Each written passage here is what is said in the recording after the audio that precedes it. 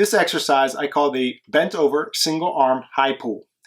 High pulls, we usually talk about some type of pulling up into this upward position. The sumo deadlift high pull is a classic where we're going down from a deadlift position and kind of pulling the arm up into this position.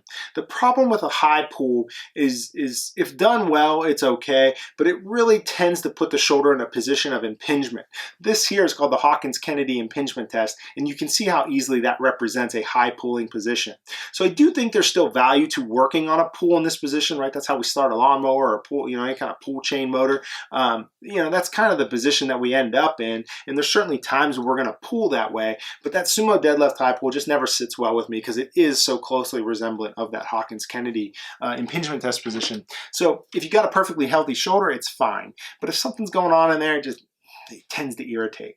So this bent over high row is something that I've come up with as a way to kind of work that high pull and hopefully not quite compromise the shoulder position so much that it's safe for most people. So we're in a bent over row position. We're working on creating stiffness through the trunk, abs are engaged, back's engaged, rib cage is in line with the pelvis, just like our other spinal stability exercises. And now pulling from a down position, shoulders long, down in that back position, and now pulling up into a higher high row type of a position, but the arms down at the side, so I never quite get all the way up into that impingement based position. So a little different position to work on a higher range pull. This can be complemented with like a PNF lift or something along those lines, the half kneeling lift exercise that we have in the library.